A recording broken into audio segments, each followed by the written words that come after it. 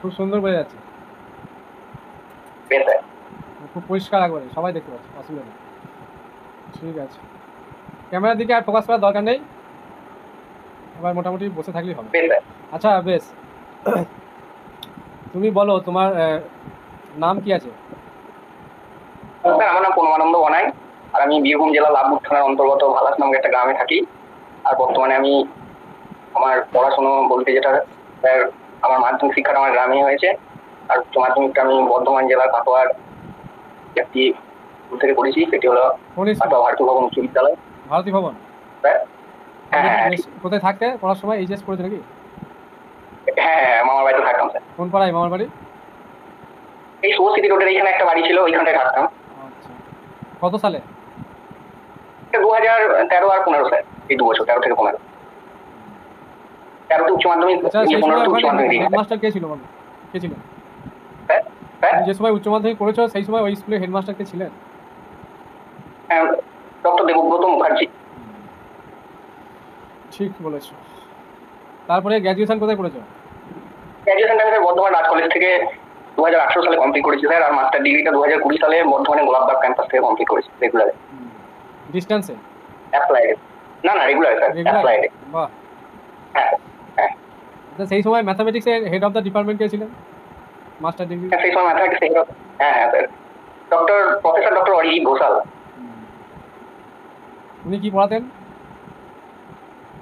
আমার special paper ছিল sir quantum mechanics, এটা প্রফেসর ডক্টর অরিজিৎ ঘোষালই পড়াতেন। আর একটা ছিল টার্বুলেন্ট ফ্লোজ, ওইটা পড়াতেন professor doctor TC Laik, Gorachand Laik. ঠিক আছে, তাহলে এবার তুমি বলো তোমার বিএড কলেজ কোথায়, কোন কলেজ থেকে বিএড করেছো? বিএড কলেজ আমি sir Labhpur teachers training institute Birbhum জেলা, যেটা আমার হোম টাউনের মধ্যে আছে, ওখান থেকে কমপ্লিট করেছি স্যার। আচ্ছা বেশ, তুমি এই সময় এই বিএড এর বিষয়টা বলার সময় তুমি কিন্তু একটু দুল ছিলে হালকা, বডিতে দুল ছিলে, এইটা করা যাবে না, ঠিক আছে? আজকে আমি লাইভে আমার ভিডিওটা অন করছি না, একটা কারণ আছে, কারণ আমার একটু সমস্যা আছে এই মুহূর্তে, মানে বাইরে আমাকে মশাই খুব কামড়াচ্ছে, মশাই টাঙিয়ে আমি বসে আছি, সেজন্য আমার ভিডিওটা আমি অন করতে পারছি না, বুঝতে পেরেছো? আর ওয়েদারটা একটু গরম আছে, নেক্সট দিন থেকে যেদিন ডেমো দেবে আবার ঠিকঠাক করে আমি রেডি থাকবো। তা একটা বোর্ড জোগাড় করতে হবে, বুঝলে? আমি স্যার ওই সার্কেল অফ ইকুয়েশন অফ সার্কেলটা কিভাবে এসেছে ওইটা আমি একদিন ডেমো দেবো স্যার। আচ্ছা, তুমি পুরনো ভিডিওগুলো দেখছো? হ্যাঁ হ্যাঁ হ্যাঁ, ইউটিউবে ভিডিওগুলো দেখি। হ্যাঁ, ওই ফোল্ডারে যে ভিডিওগুলো আছে দেখবে, ওখানে প্রত্যেকটা টপিক দেখবে কীভাবে শুরুটা করতে হবে বলা আছে, সেইভাবে পড়ানোটা স্টার্ট করবে, ঠিক আছে? আর নিজে তো টিউশন পড়াও নিশ্চয়ই? হ্যাঁ টিউশন পড়াই স্যার। একটা সমস্যা, যদি স্যার ইন্টারভিউ, আমি আসলে এই গ্রামীণ ডাক্তারবাবুকে কাজ করি, এটা যদি আমি একটু এড়িয়ে যাই তাহলে কি খুব অসুবিধা হয়ে যাবে? কি বলছো আর বুঝতে পারলাম না, আর বলো। যদি বলে এই মুহূর্তে কি করো, তাহলে কি বলা উচিত? তুমি যেটা করো সেটাই বলবে। আমি একটা কাজ করি ওই পোস্ট অফিসের ইডিতে, ওইটা যদি বলি তাহলে যদি আমাকে কাউন্টার কোশ্চেন করে যে ওই চাকরি ছেড়ে কেন এই চাকরিতে আসবে, এই ধরনের প্রশ্নটা আমাকে ফাঁসিয়ে দেবে না? না না, তুমি মিথ্যা বললে বেশি ফাঁসবে। হ্যাঁ সেটাও ঠিক কথা। তাহলে সব সময় সত্য কথা বলবে, আর মিথ্যা কথা বললে তুমি কিন্তু ওদের চোখে ধরা পড়ে যাবে। হ্যাঁ ঠিক। এইটা মাথায় রাখো, কোনো একটা শব্দও যেন মিথ্যা না আসে। যখনই তুমি মিথ্যা বলবে না, ওই মিথ্যাটাকে তুমি ঢাকার চেষ্টা করবে, দিয়ে তোমার কনসেন্ট্রেট হারিয়ে যাবে। তোমাকে যে কোশ্চেন করা হবে না, তুমি সবসময় ভয় করবে যে আমাকে যদি এই লেভেল থেকে কোশ্চেন করে তাহলে তো আমি আর উত্তর দিতে পারবো না, এই সব নিয়ে তুমি ভাবতে লাগবে দেখবে ওই সময়। তাতে করে কী হবে, তোমাকে সিম্পল কোশ্চেন করলে না তোমার ভুল হয়ে যাবে, তখন ওরা বুঝতে পারবে যে মিথ্যাটা বলেছে, সেই জন্য একটু ভেতরে ভেতরে ভয় করছে। কিন্তু জেনারেল কী হয় দেখবে, বাড়িতে বাচ্চারা যখন মিথ্যা বলে দেখে বোঝা যায়, বাড়ির বড়রা কিন্তু বুঝতে পারে, কিন্তু ওর সমবয়সী সেই বাচ্চাটা কিন্তু বুঝতে পারে না যে ও মিথ্যা বললো। ঠিক বলছি? তো এই জায়গাটা খেয়াল রাখবে, কারণ এরা তোমার বডি ল্যাঙ্গুয়েজ দেখে পরিষ্কার বুঝে নেবে তুমি সত্য বলছো না মিথ্যা বলছো।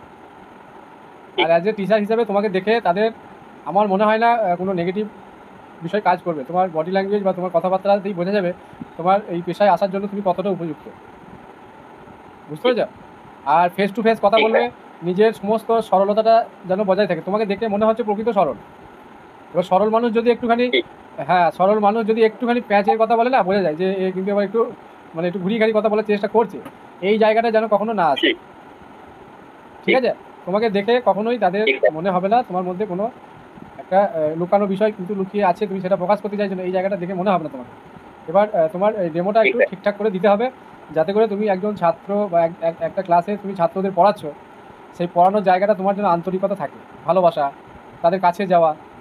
ওই ভালো ছেলেদের কাছে গেলাম, তাদের ঘরে ভালোবাসি, বাকিরা যারা পড়াশোনা ঠিকঠাক করে না তাদের জন্য তুমি নাও, এরকম করলে হবে না। কিন্তু তোমাকে না না ওই ক্লাসের সমস্ত স্টুডেন্টদের দায়িত্ব হিসাবে দেওয়া হয়েছে, সেই জন্য যতটা সম্ভব সবাইকে নিয়ে কিন্তু ক্লাসটা করতে হবে, ঠিক আছে? এইটা হলো মূল হ্যাঁ, বিষয়। হ্যাঁ। এবার তুমি যতটা ভালো করে পড়াবে তাদের, ততটাই তুমি তাদের কাছে প্রিয় হবে। তুমি কখনোই ভাববে না যে আমি ঠিক। ইন্টারভিউ বোর্ডে আছে তাদের প্রিয় হতে যাবো। তুমি তোমার পড়ানোরটাকে ফোকাস করবে যে আমি এইভাবে যদি পড়াই ছাত্ররা ইজিলি বুঝতে পারবে, ঠিক আছে? ঠিক। এবং সেই জায়গায় তোমাকে হ্যাঁ, ফোকাস হ্যাঁ। করতে হবে যে আমার পড়ানোতে যেন আন্তরিকতা থাকে। আর একটা বিষয়, এই দেখবে ইউটিউবে বহু ডেমো দেখা যাচ্ছে না? ডেমো লেকচার হ্যাঁ, দিচ্ছে, এইগুলো দেখে কিন্তু কিছু শেখা যায় না। যদি তাই হতো তাহলে সবাই উত্তম কুমার হয়ে যেত। একটা উত্তম কুমার সিনেমা দেখে নিল, দিয়ে উত্তম কুমারের মধ্যে অভিনয় করতে যাবে, পারবে? না, না, ডেমোটা সেটা ঠিক তো সম্ভব সেরকমই না। একটা বিষয়। তুমি যত বাড়িতে প্র্যাকটিস করবে, রিহার্সাল করবে, নিজের সঙ্গে নিজেই কথা বলবে আয়নার সামনে, তবে তোমার আসল ঠিক। জায়গায় তুমি ফিরে আসতে পারবে। এবার হ্যাঁ, আমাদের প্রত্যেকে একটা আইকন থাকে, একটা ফেভারিট টিচার দেখবে স্কুল লেভেলে যখন তুমি পড়েছো, তোমার দেখবে অতগুলো টিচারের মধ্যে একজন কিন্তু তোমার মন কেড়েছে, তার পড়ানো, ঠিক। তার ছাত্রদের প্রতি ভালোবাসা। সবাই হবে না এটা, সবার মধ্যে এই গুণটা থাকে না, ঠিক বলছি? এবার হ্যাঁ, সেই ঠিক, ঠিক, সেই ঠিক। মাস্টার মশাইকে তুমি আজ থেকেই তোমার মনে একটা জায়গা দাও, তিনার জায়গাটা নেওয়ার চেষ্টা করো, মানসিকতাটা সেইভাবে তৈরি করো। ঠিক স্যার। তাহলে তুমি দেখবে ভালো ডেমো দিতে পারবে, ঠিক স্যার। ঠিক আছে? বেশ, ঠিক।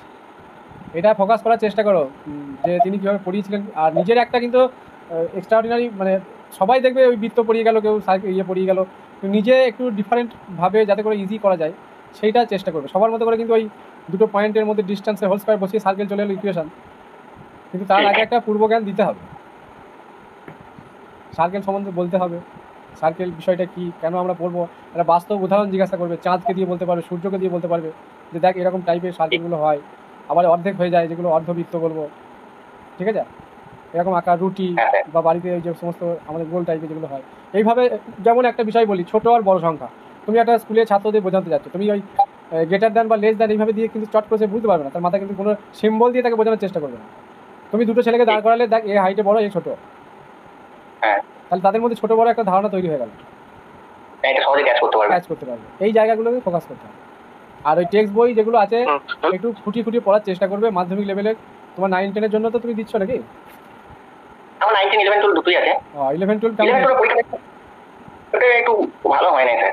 তাও কেমন হয়েছে? ওটা 48 হয়েছে। 48 হয়েছে, আবার বলছো কেমন হয়েছে? খারাপ? ওটা তো ডাক পাবে।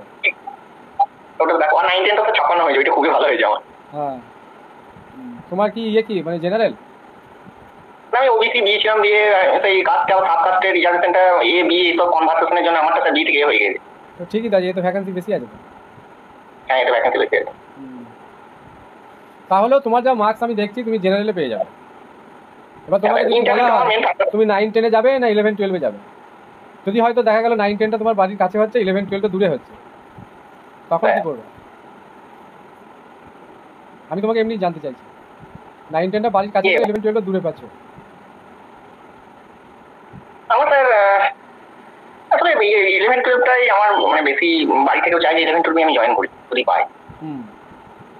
এবং আমি যে কাজটা করি স্যার, ওইটার জন্য যদি 9, 10-এ সিলেকশনটা যদি হয় না, তাহলে স্যালারির দিক থেকে দেখতে গেলে খুব একটা লাভ হবে না আমার স্যার। হ্যাঁ, তা তুমি তখন বলবে যে আমার লাভ হবে না বলে আমি ওইটাই যাবো? না না, আমি এটা আপনাকে বললাম, আপনি উত্তরটা বলবেন কি বলা উচিত। তোমার এই প্রশ্নটা কিন্তু হবে, তোমাকে এই প্রশ্নটা ধরা হবে, হ্যাঁ, হ্যাঁ, বুঝতে পেরেছো? তুমি বলবে ওই পেশার সঙ্গে আমি কাজটা মানে করি, জবটা আমি পেয়েছি, আমার আর্থিক বাড়ির অবস্থা সেই অনুযায়ী আমি করছি, কিন্তু আমার আসল কিন্তু মানে ভালো লাগে পড়াশোনার লাইনটা, মানে টিচিং লাইনটাই আমার ভালো লাগে বেশি। এবং আমি যেভাবে পড়াশোনা করেছি আমি সবসময় চাইবো আমি একটু হায়ার লেভেলে যদি পাই সেটাকেই আমি প্রেফার করবো বেশি, কারণ ওই লেভেলে আমি ছাত্রদের আমি আরও বেশি ভালো করে পড়াতে পারবো, এরকম আমার মনে একটা আত্মবিশ্বাস আছে। তখন তোমাকে বলবে তাহলে কোনো একটা জায়গা তুমি পড়াও, তোমার যেটা ভালো লাগে, কোন জায়গাটা পড়াবে। বা এইচএস লেভেলটাকে তুমি ডাক পাবে, আমি একটু শিওর তুমি এইচএসটাও ডাক পাবে। তাই এই হচ্ছে ব্যাপার। তোমার ভালো হয়েছে মোটামুটি ইন্টারভিউ। এবার ডেমোটার দিকে ফোকাস করো, আর নেক্সট টাইম ডেমোর উপর কোশ্চেন করা হবে। তুমি যেটার উপর ডেমো দেবে, তুমি এইচএস লেভেলের ডেমোটা দাও। সার্কেলটা দিও না, কারণ নর্মাল বিষয় তো, আমি চাইবো তুমি অন্য একটা বিষয়ের এইচএস লেভেলে কোনো একটা ডেমো প্র্যাকটিস করো, ওটা হাতে থাক, প্র্যাকটিস করবে। এইচএস লেভেলের তুমি ওই জায়গাটা যদি পারো তো ভালো হয়, যে এই ভলিউম যে আমাদের এরিয়া ফাইন্ড করার যে বা ভলিউম যে ফর্মুলাটা কীভাবে আসছে, ঠিক আছে, ওই কনসেপ্টটা দিয়ে ওই ভলিউম যে আমরা ফর্মুলাটা নিয়ে আসি ওটা দেখাতে পারবে। আয়তনটা। ওই ইন্টিগ্রেশন হ্যাঁ, হ্যাঁ। পাই এক্স স্কয়ার বা পাই স্কয়ার ডিএক্স ওই কমান্ডটা ওটা ক্লিয়ার করে বুঝিয়ে আনতে হবে যে এটা হচ্ছে ভলিউম ফর্মুলা। তোমরা এটা বুঝতে পারলে কি, দেখো এইভাবে যদি আনতে পারো ওই টপিকটা এইচএসের ক্ষেত্রে কাজে লাগবে। এবার ওই হ্যাঁ, টপিকটা হ্যাঁ, তোমাকে তো বলো। ওই এরিয়াটা দেখবে এইচএসে আছে, এই এরিয়াটা বার করার সিলেবাসে আছে। হ্যাঁ এরিয়া আন্ডার তাহলে তুমি এরিয়াটাই ওকে ইন্ডিকেটর পাবো এরিয়া আন্ডার এরিয়ার ফর্মুলাটা তুমি তৈরি করে দেখাবে। বেশ, এবং কার্ভ আঁকাটা কিন্তু ওখানে মাস্ট ইম্পর্টেন্ট, মানে ছবিটা আঁকতেই হবে। হ্যাঁ বুঝতে পেরেছি। তবে হ্যাঁ তাহলে তোমাকে ওই জায়গাটা আমি দায়িত্ব দিলাম, বেশ বেশ ঠিক আছে? আর তুমি সার্কেলটা এরিয়া আন্ডার কালার বল সার্কেলটা আমি পরের দিন দেবো, তুমি এই জায়গাটা তৈরি করো। হ্যালো স্যার, হ্যাঁ, স্যার আমি মহাসিং বলছি।